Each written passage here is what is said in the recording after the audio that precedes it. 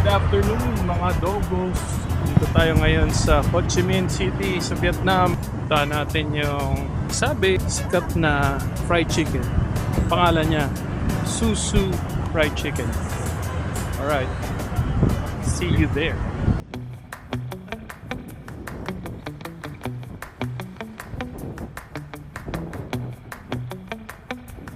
Dating sa rotonda, turn right.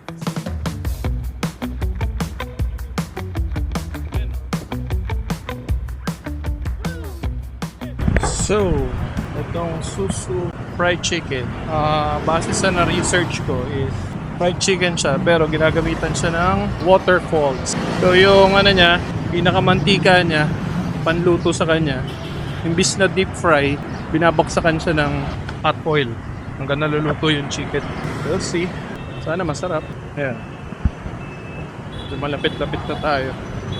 Tatawid lang, then few meters na doon.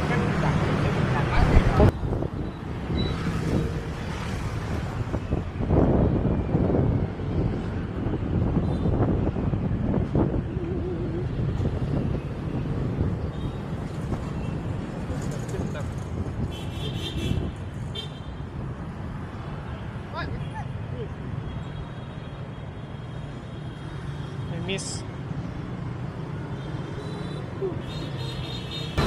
So ang kalsada niya is Hem 117. So currently nandito tayo sa kalsada. Kunin nyo papakita ko na lang.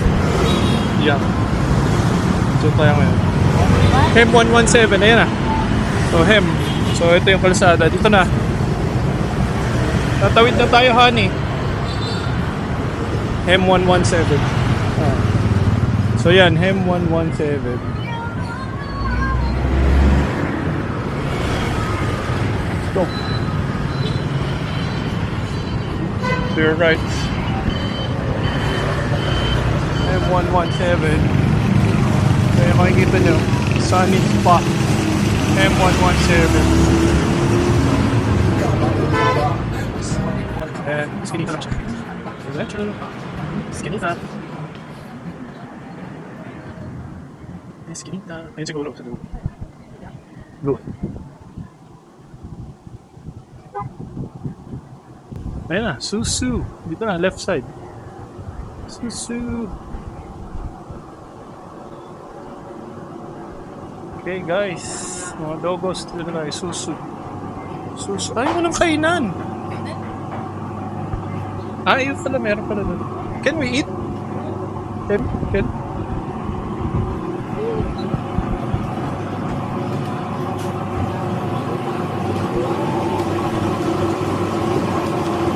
Video? Video, okay.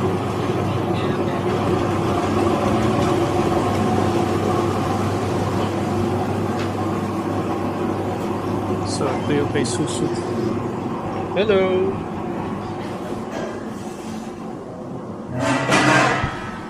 May tsura. So, ano lang siya? Looban. Pero, sabi, masarap. Subukan natin. Okay, so ito yung menu nila. Hindi ko alam po alin dyan yung order.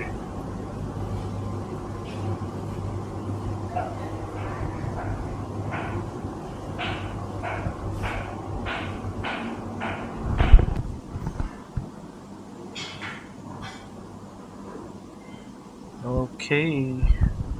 So mga dogos, ito ang Susu Fried Chicken with seaweed soup.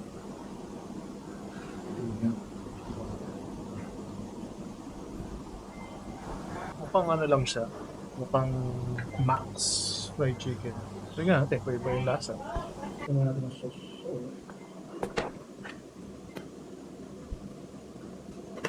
Sauce niya parang 3 fish.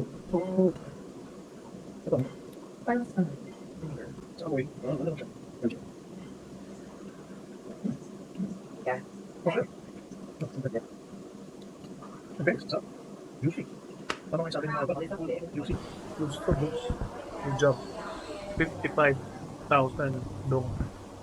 Kamasan mga ano to.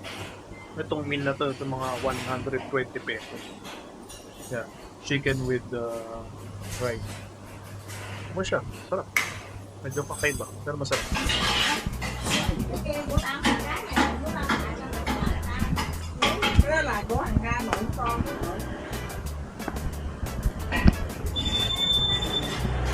So, gusto kami kumain dito, susu chicken. So, ito yung bill namin. 105,000 dong. More or less nasa 200 plus pesos. Dalawang meal and may soup. So yun, so mga pupunta dito, try it. Medyo ano lang, skinita. Vibes nito parang ano eh. Yung vibes nito. Sa looban, skinita siya. Okay, yun lang. Sana gustuhan nyo to. Alright.